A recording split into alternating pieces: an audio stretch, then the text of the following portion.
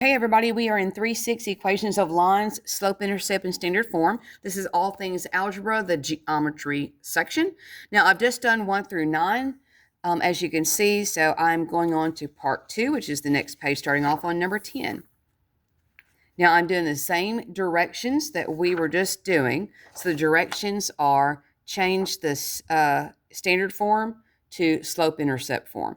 So if you missed the first part of the video, I'm changing what looks like ax plus by equals c to y equals mx plus b. So I'm on number 10. All right, I need the y by itself. Right now, there's a 3x being added to it. So I'm going to subtract 3x. These are not like terms. This negative 3x and this positive 5 that does not have an x are not like terms. Do not try to combine them. You can only combine things that have an x together. Sorry, somebody knocked on my door. I don't even remember what I was saying. I know it's something about like terms, something about maybe they both have to have an x to be added together, and they both things have to have not an x to be added together. I really don't remember. My bad. All right, but don't stop here. That y is still not completely by itself. It's being multiplied by -1. So divide by -1, divide by -1, divide by -1. All right, here we go. Final answer. Negative divided by negative is a positive. Y is finally by itself. -3 divided by -1 is a positive. Now, you can leave it 3/1 if you want to, but as a geometry teacher, we don't do that. And then 5 divided by -1 is a -5. Number 11. Still looking to get y by itself. Well, right now, the 6x is being added to it. So subtract 6x. These are not like terms. This one has an x. This one does not. Don't try to combine them, people. All right, still trying to get y by itself. Right now, it's being multiplied by 8. What's the opposite? That's right, divide. Now, this needs to be simplified. A -6 divided by a positive 8. Well, I know it's going to be negative. And I have a number 2 that will go into both of those. 6 divided by 2 is a 3. 8 divided by 2 is a 4. Now, listen, if you're a teacher, I let them put the x up top because technically it is the same thing as -3/4 with an x to the side. It's completely up to you whether you like that or not. To me, it really doesn't matter. -16 divided by 8 is a -2. All right, there's number 11. Okay, number 12. All right. This is where I start kind of backing off a little bit. You already know what I'm going to move first. Bring down my -4y. These are not like terms. Now, I tell my students to put the 0 because I'm not quite done yet. If it ends up being a 0 in the end, then I don't worry about it. But I put the 0 because I just don't have y by itself. What's the opposite of multiplying by -4? And listen, if you're a brand new teacher, at this point, since this is like the third example, sorry, my bad, what am I saying? The 6th example that I've done of this type, I may just not even teach this at all. I may say, hey, try it on your own. I am going to walk around the room and just check. And that kind of puts the emphasis on them doing it instead of just taking notes. And I've even gone so far as to, hey, you got it right. Here's a piece of chocolate. Something to let them know that, it's going to be on them and not just strictly, are you paying attention to what I'm telling you? All right, so negative divided by negative is a positive. So that's what I mean. I don't get bogged down on where the x goes because to me, this is the same thing as this. All right, now 0 divided by any number is just a 0. So to me, if you want to put a +0, then woo-woo, good for you. If you just want to leave it nothing there, well, woo-woo, good for you. It's the same thing to me. But algebra teachers can be kind of, hey, show it. Because it does tell you where it goes on the y-axis. That is your y-intercept, as technically it's a 0. So put it, don't put it. I honestly don't care. In Tennessee, we don't do a lot of graphing on the end of course test anyway for geometry, so I don't get bogged down in a lot of this technical stuff. All right, we got a graph number 13 and number 14. Well, us visual people prefer to have it in y equals mx plus b in order to graph it. I'm actually kind of good either way. There is a cheat on this. If it is in a standard form, you can kind of cheat. Let me show you the cheating way. I'll tell you what. I'll do both. I'll cheat number 13. I'll actually do y equals mx plus b on 14. That way you kind of get an idea of, hey, you can cheat this and make your life a lot easier. All right, so here, number 13, I'm going to show you how to cheat using the x-intercept and the y-intercept. And if you're sitting there going, oh, man, I remember this from Algebra 1.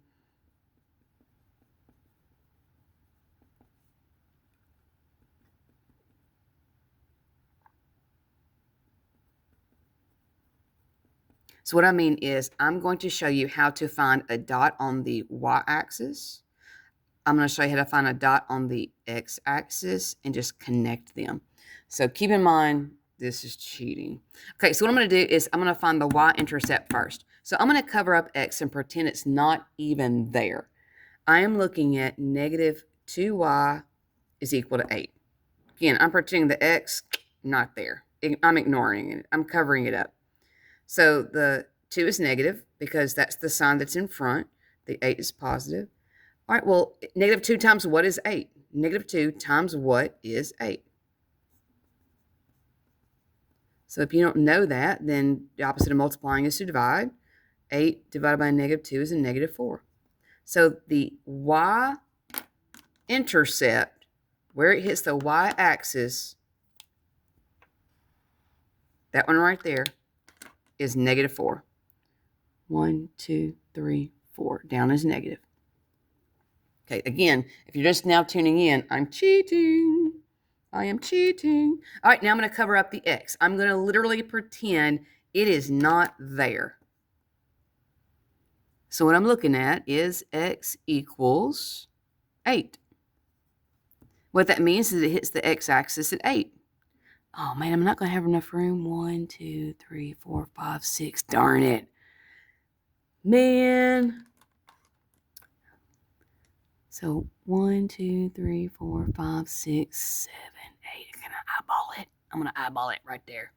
This is your x-axis. If I had a bigger graph, this would be so cool. Now I feel like a complete failure. I'm trying to tell you guys how to cheat, and it doesn't give us enough room.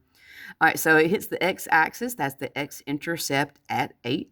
Positive is to the right. 1, 2, 3, 4, 5, 6, 7, 8. We're eyeballing it, y'all. There's your 8. All right, and then I would connect them. So it should look something like that. Now, if it's multiple choice, yeah, that's going to help you out quite a bit. All right, number 14, I actually worked this the real way. If you want to cheat, cover up x, boom, divide by 5. If you want to cheat, cover up the y, boom, divide by 3. Okay, I'm going to do it the real way because, you know, you might need to know. All right, subtract 3x to the other side. 5y equals negative 3x plus 5. I'm going to divide by 5 on everything. All right, here we go. Y equals negative 3/5 x. 5 divided by 5 is a plus 1. That's what I would have had anyway. Look, cover up the x. Divide by the 5, you're going to get 1. And that is exactly what I got. So it hits the y-axis at 1. It's positive. You're going to go up. Now, because I'm doing this the real way, the slope is a negative 3/5. That means from this dot I just made, I'm going to go down 3 because it's negative, right 5. Now, remember, if you're a brand new geometry teacher, I try to tell the students to always go right. It really kind of messes with their mind when they have an algebra teacher that kind of changes it up. And I try to be as consistent as possible. So I'm going to go from this dot down 3, right 5. 1, 2, 3, 1, 2, 3, 4, 5. Boom, there it is.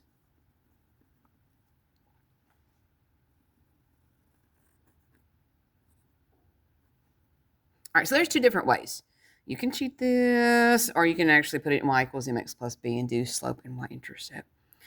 All right, moving along, vertical lines. A vertical line is written in the form x equals a. What they mean by that is that x can be any number. X can be 0. X can be a -3. X can be a +5. It just means that it's going to be a straight up and down vertical line. So this being the y-axis. Here you go, visual people. Sometimes it's hard to tell the difference between the vertical line and the y-axis. Looks like it's vertical at -1. So this would be x equals -1, because there's the y-axis. It hits right there at the x-axis at -1. And the slope, if any vertical line is undefined or no slope, can't walk on a vertical wall. Horizontals, that's going to be y equals, because that's where it hits the y-axis. Okay, so again, you're looking for, where does it hit? The y-axis. Okay, here's my y-axis. Looks like it hits at 1, 2, 3. So it's 3 up from the x-axis. So this will be y equals 3. Oh, hang on. Good Lord, have mercy. There you go, visual people. You're probably sitting there going, wait a second, where'd she get that? This is your horizontal line. This is your y-axis horizontal. You notice they're perpendicular, by the way. Forms a 90-degree angle right there. So the y-axis in this y equals 3, because that's where it hits. There's your equation. Now, slopes of horizontal lines are 0. And think about walking into the classroom. You're not going up a hill. You're not going down a hill. You're just completely just walking straight, flat. That's going to be a 0. All right, number 15. What we got here? All right, it says graph the line. Okay, x equals 4. Is that vertical or is that horizontal? So it's, keep in mind, it's going to hit the y-axis at 4. 1, 2, 3, 4. So if you said horizontal, good job. Okay, x equals 2. Is that horizontal or is that vertical? Keep in mind, it hits the x-axis at -2. Boom, boom. Okay, if you said vertical, very good. All right, y is equal to 0. So is that vertical or horizontal? Keep in mind, it's where the y-axis hits 0. Now, this one does kind of get people. If you're a brand new teacher, this one can be confusing, because I'm going to ask this question here after I draw it out, but y equals 0 is horizontal. And the question is what line did we actually just draw on? And so saying that that's the x-axis does tend to confuse people. Well, is it a horizontal line at y equals 0, or is it the x-axis? Baby, it's both. It is both. All right, so that was part 2. I'm already at like 14 minutes, so I'm going to send a link into the description to go to part 3. This is, I guess, apparently a very long lesson.